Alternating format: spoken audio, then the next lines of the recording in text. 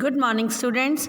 आज हम उन्मेष हिंदी पाठ्य पुस्तक का पाठ नंबर 15 शुरू करेंगे, जिसका नाम है बच्चे काम पर जा रहे हैं। बच्चे, इस पाठ में हम जानेंगे कि बच्चे जब बाल मजदूरी करते हैं तो उनके जीवन पर क्या प्रभाव पड़ता है। उन्हें खेलना अच्छा लगता है, लेकिन कुछ मजबूरियों के कारण वो काम पर जा रहे हैं। आइए पाठ को पढ़ना शुरू करते हैं।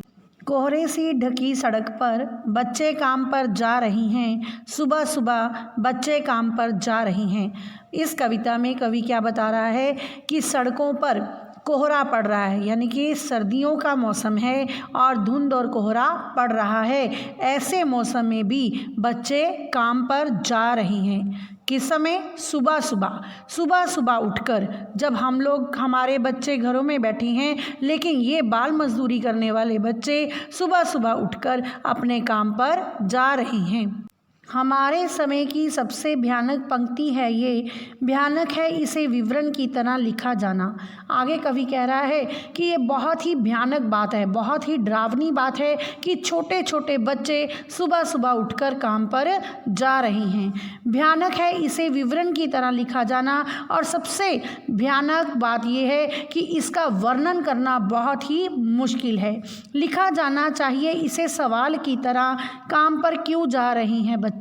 हम लोग बच्चों को देखकर कहते हैं कि बच्चे काम पर जा रहे हैं, लेकिन कवि कहता है कि आज ये एक सवाल बन जाना चाहिए हर किसी के मन में कि बच्चे ये जिनकी खेलने की उम्र है वो काम पर क्यों जा रहे हैं।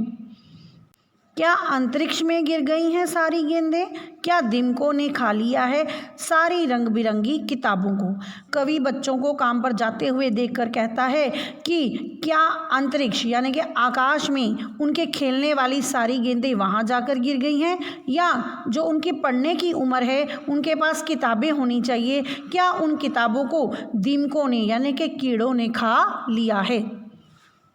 क्या काले पहाड़ के नीचे दब गए हैं सारे खिलौने? क्या किसी भूकंप से ढह गई हैं सारी मदरसों की इमारतें?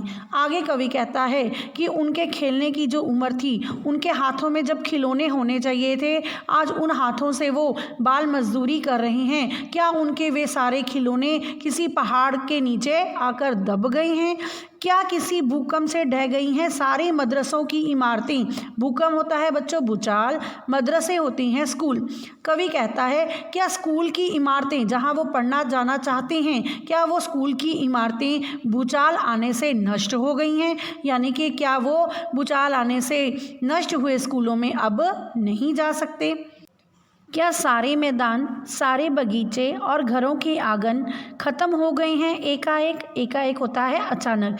क्या सारे मैदान जहाँ पर बच्चे खेल सकते हैं, बगीचे और घर के आंगन एक एक करके अचानक खत्म हो गए हैं? तो फिर बचा ही क्या है इस दुनिया में? यदि ये सारा कुछ खत्म हो गया है तो कवि कहता है इस दुनिया में फिर रहा ही क्या है? तो बच्चे कहाँ जाकर खेलें? मैदान नष्ट हो गए,